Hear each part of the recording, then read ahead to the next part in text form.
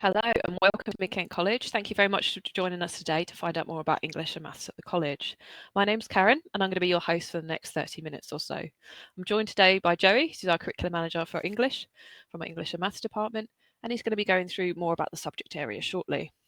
Now, visitors on normal open days tell us that they really value the opportunity to see around the campus and talk to the staff, but unfortunately we're unable to show you our facilities at the moment, but I can give you access to Joey if you do have any questions at all. So just some general housekeeping to start us off. If you do have any questions, as I mentioned, nothing is a silly question, so please do ask. Please just pop it in the live chat column to the right-hand side of your screen. And my colleague Sue is also there to help you out. Now, I've popped a poll on the top right-hand side. You'll see a little tab that says polls. I've popped 2 polls for you there. So if you can let us know what your predicted or achieved grade is in both English and Maths, that would really help us out, please. If we don't get the opportunity to answer your question, please don't worry and we'll be in touch via email after the session. So thank you very much for those that have just joined us. As I mentioned, if you have any questions, please just pop them in the live chat window to the right-hand side of your screen. So next up, I'd like to introduce our principal, Simon Cook, who's going to share more in this short welcome video.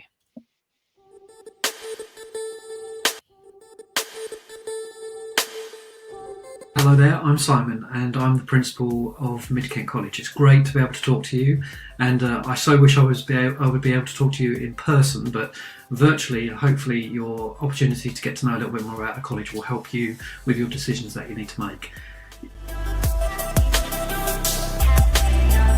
So over the next 30 minutes in this virtual open event, you're going to have an opportunity to meet one of the tutors from your chosen subject area. Really make the most of that time to find out what it means for you. Ask some questions. No question is a silly question. Please ask whatever question you've got. Take some notes, but make sure that you've got the info that you really need to make that decision about what you want to do in September. And if you're really not sure what you want to do, then you're not the only person. There are lots of people every year that we see. It won't be any different the current year under these current circumstances who really don't know what they want to do.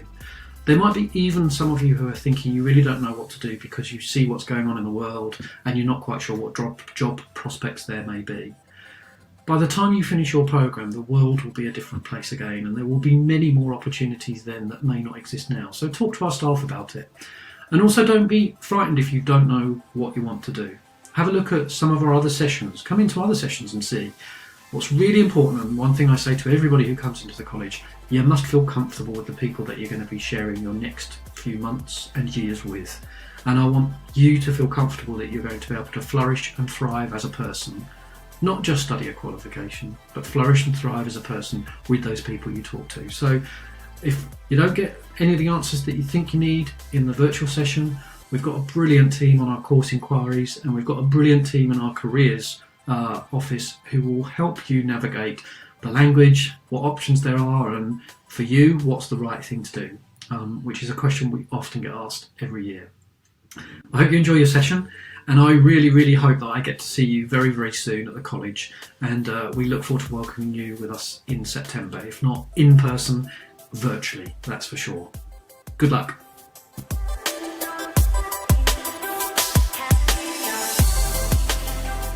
So as Simon said, no question is a silly question, so please just pop them in the live chat window to the right-hand side. So next up, I'd like to officially welcome Joey, who's one of our English and Maths lecturers here at the college. So I'm just going to pop your slides on for you, Joey. Thank you. Thanks, Karen. Hiya. As said, my name's Joey Denham. I'm the curriculum manager for GCSE English. I normally work at our Medway campus. At the moment, I'm currently working from home like everybody else is.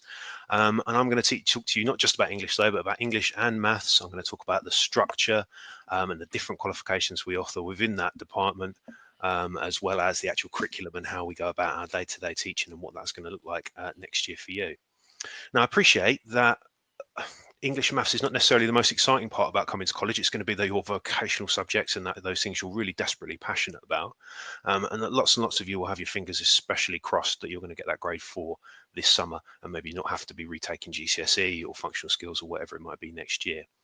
But I'm going to tell you about what it's going to look like if that does happen for you.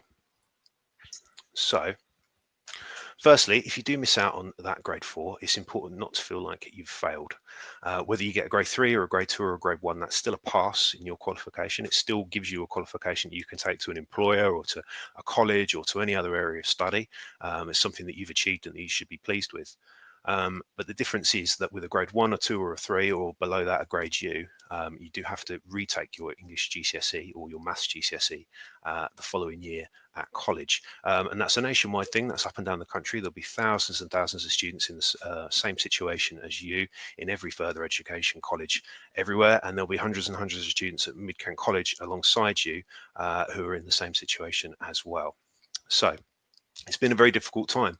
The last couple of months, you won't have been at school or won't have been at college. And I'm not sure quite how well it's been communicated to you how the grades are being allocated and how things are working. So your schools or your colleges will have spent the last couple of months working away, looking at your mock papers and your classwork and everything they know about you to formulate your grade for the year, what with exams being cancelled. So that process is now complete. And the exam boards, they have all that information and they're going to go about the process of standardizing that and awarding you your grade in English and your grade in maths and your grade in any of the other subjects that you were due to sit this summer. The good news off the back of that is that they are planning to award those grades as normal on the 20th of August this year. So whatever happens to you this year, you will still get your grade. This summer, and that will enable you to come to college and be put in the right place and on the right level and the right course for you. So a couple of things that are really important to say and really important for you to do before we move forwards. And the first one is that if you do know your predicted grade, is to make sure you pop that on your application form when you're applying for the college.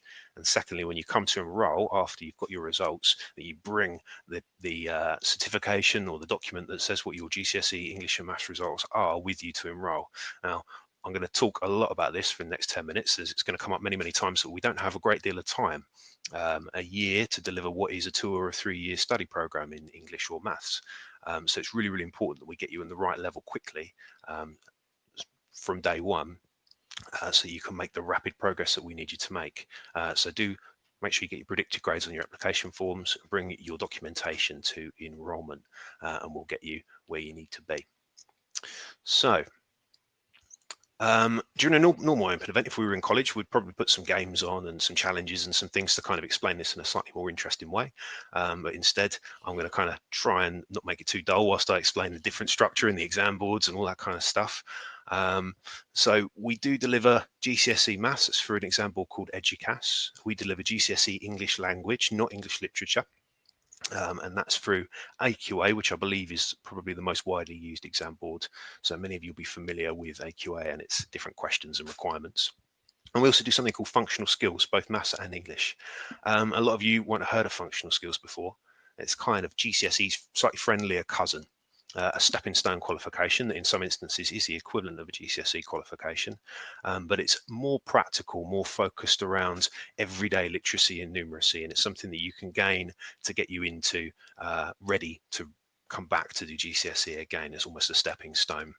Functional skills has the advantage of being able to sit online exams at different points throughout the year. So for example, if you turn up in September and you're studying functional skills English and you and your teacher feel that you're confident and ready to take that level 1 or entry level exam, you can do that very quickly and then move up to the next level of the qualification. So we have those different structure layers for English and Maths. I'm going to explain that in a little bit more detail as well. So I'll start from left and move to right. If you're very lucky and you study very hard and you get your grade 4 in English or Maths this summer, and if there's any parents or anybody watching who isn't familiar with the new grading system, that's a C in old money, C grade and above, grade 4 and above. You'll be doing literacy and numeracy within your own department. So if you're joining us and you're going to be studying art and media or whatever it might be, they'll have a literacy and numeracy component to whatever they're delivering alongside your main study, which will have a bit of more of a focus on your industry of choice. And you'll carry on doing that in your lessons there. And you won't have to put up with me or any of my colleagues for the year. And you'll have a little bit more time on your timetable to really, really get involved in your main course area. So the next one is arriving to us with a grade 3, and that means that you've just missed out, possibly going to be a bit frustrated that you've just missed out as well. If you've got a grade 3, you're going to come straight into GCSE, again, English or Maths, depending on where your grade 3 is. There is the opportunity to sit that early in November. You might have heard at school people talking about November resit. And if you're a returning student who's been here before, you'll be aware that there is an additional series in November of this year. that there is the opportunity to take. If you're very, very close to that grade 4 and you're feeling confident, and between you and your teacher you can agree that that's the right thing for you to do, then there is that chance. But for everybody else, we'll be looking at June next year, so June 2021, to sit your exam. And again, and I'm going to touch on this a few more times, it's about 9 months from September in which we need to cover everything and get you where you need to be. So not a lot of time, but that's where you'll be with a grade 3. Below that is what I was talking about before, functional skills. So if you're predicted and you achieve a grade 2, you'll come to us on what's called functional skills level 1 course, and that is the equivalent of a GCSE as well. And like I said before, GCSE slightly friendlier cousin, more practical, more everyday literacy and numeracy, letter writing, and that kind of thing to help you get where you need to be.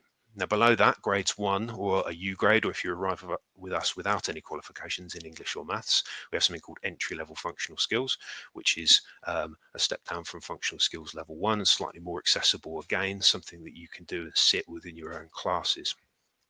And the idea, the aim, is very slowly to work your way through all of those different things until you get to that point where you don't have to sit any more English and maths, and you can do your literacy and numeracy within your own department. So for example, if you arrive to us with no English and maths qualifications, you may pass that entry level functional skills and your level 1 functional skills very, very quickly, and then find yourself within a year or so sitting GCSE English or maths again, and we'll try and get you to that grade 4.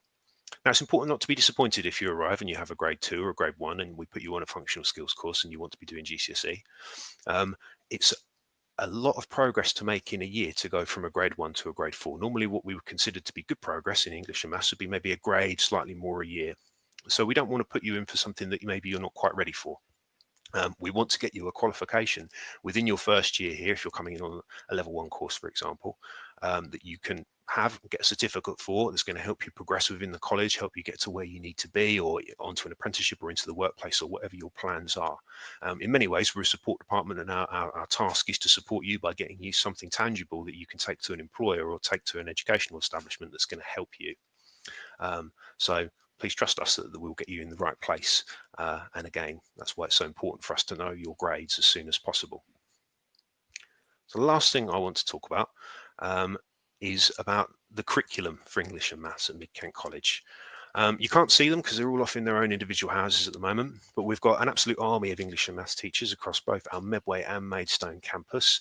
And you will, as in school, have your own English teacher and your own Maths teacher who stay with you throughout the year, and you'll be able to communicate with them via email and give them a ring and that kind of thing to discuss your progress. They'll be the person that meets you on parents' evenings, that kind of thing, and your lesson every week will be with that one teacher who can really take ownership over you and your development in English and Maths.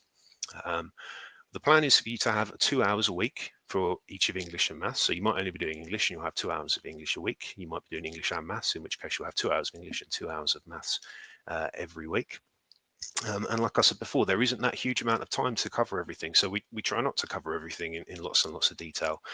You will have spent the last 2, maybe even 3 years going over every element of the course with a fine comb.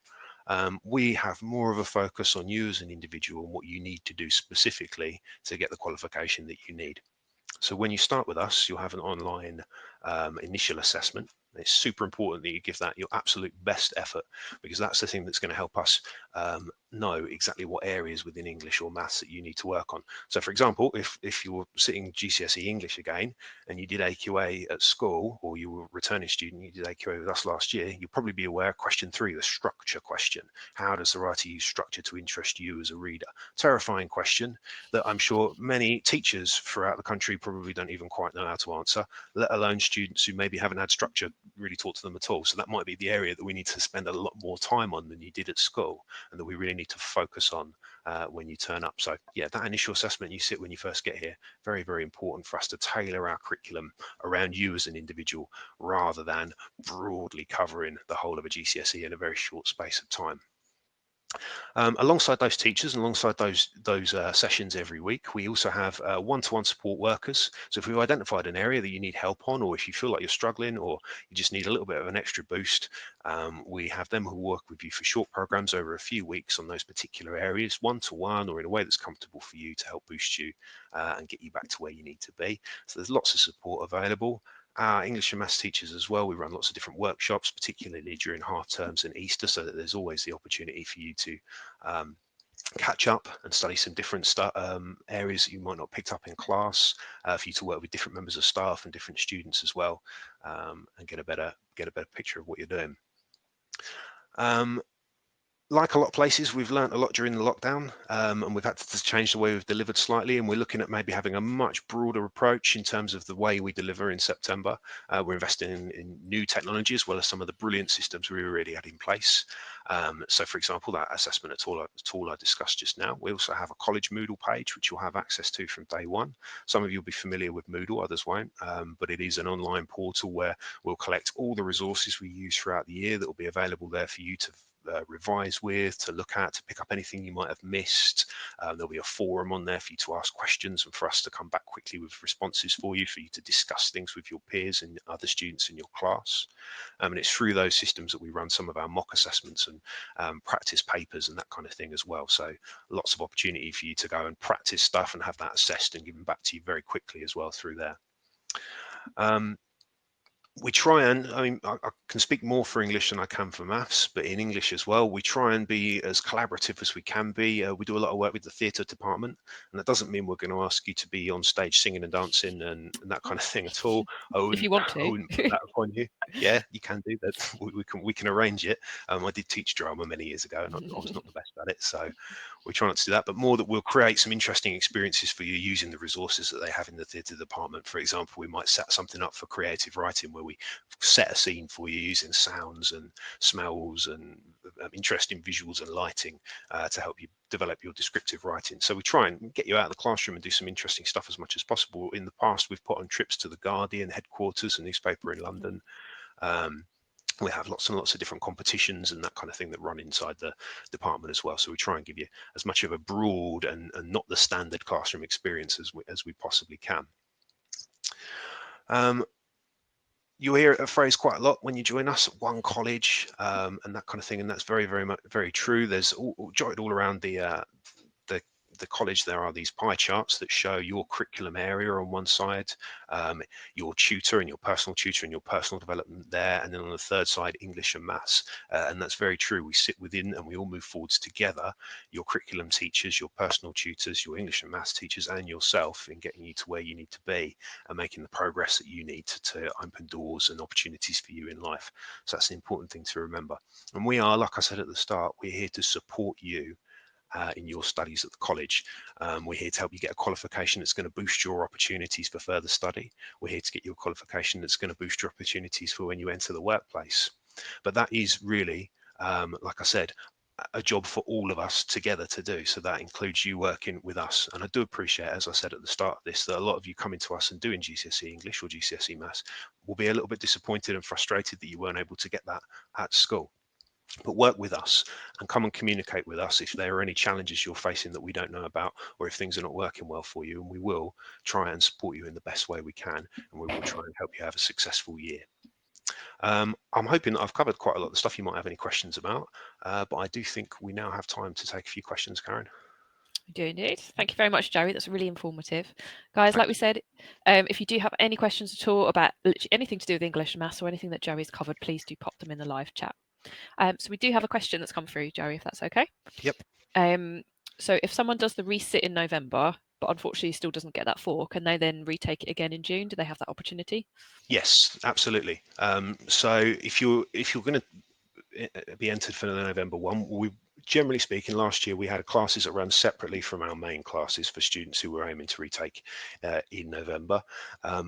Because again, it's a very different level and it's a very different set of skills that maybe we need to focus on. So you will be in a different group. Now there is that period then after the November exams at the start of November and the very start of January. It's quite a long time where we're waiting to get your results back, and you will, because you haven't officially got your 4 yet, still need to be doing English and maths. So we try and do some project-based work, and things are a little bit more interesting because it's a very, very intense first few weeks if you're sitting in November, where we work really, really hard to try and catch you up and get you ready for it.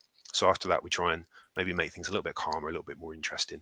But if you haven't achieved it in when you get the results in January, absolutely, we'll try again in June, and we'll start boosting you back up and getting you to where you need to be for the June exam. Perfect. Thank you very much. I've got a question, if that's okay. Yep. So how would our students find it? It might be different from school. Are your classes still like 30 or are they smaller? We do generally have smaller class sizes. Yeah, absolutely. And in that way, we're quite similar to school, that we have that, the same teacher that works with you all year, and we have same class sizes. What is kind of different is that everybody within that group is usually at a relatively similar level, because we have our November students sat separately from our main cohort of GCSE students. And they are generally slightly smaller class sizes. Really, what we do differently, the main thing is around what I said before, and again, I've come to it a few times, that we don't have that time to go over everything in lots and lots of detail. So we are much more focused on what our individual students need to do to progress. So it wouldn't be unusual to walk into an English and maths classroom and see that students are all working on something very, very different, because that's where they need to be. And we have a real focus on trying to make students independent, confident learners, capable of going off and doing their own thing and working on their own projects with the support of that teacher.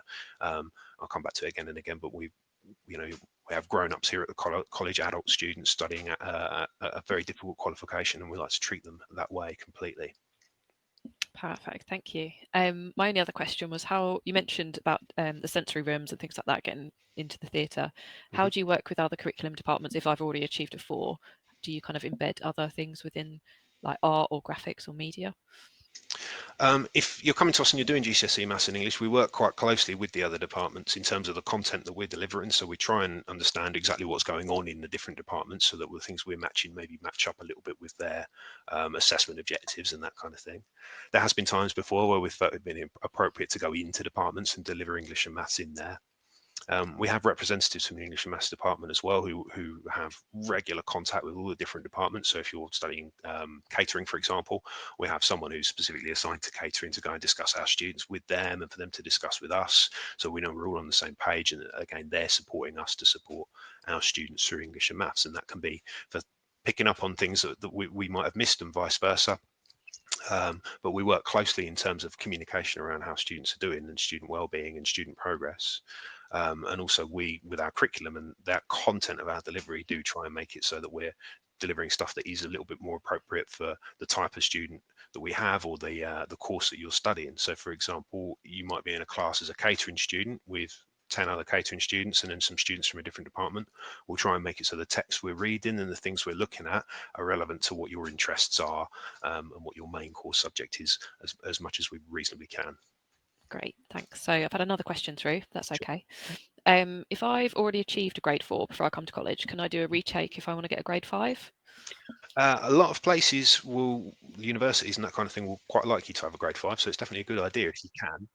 What I say is, that is always a possibility. We do have a number of students who do that every year. Is to speak to myself or any of my colleagues when you come to enrol, bring along your certification, and say that that's the situation that you're in, and that's what you want to do, and we'll try and get you there. But there's usually no problem with that at all. Great, thank you very much. Guys, if you do have any other questions, please pop them in the live chat, as I mentioned. I'm going to move on to talk about more about college life in general, but we will come back to Joey if there are any more questions about English and maths.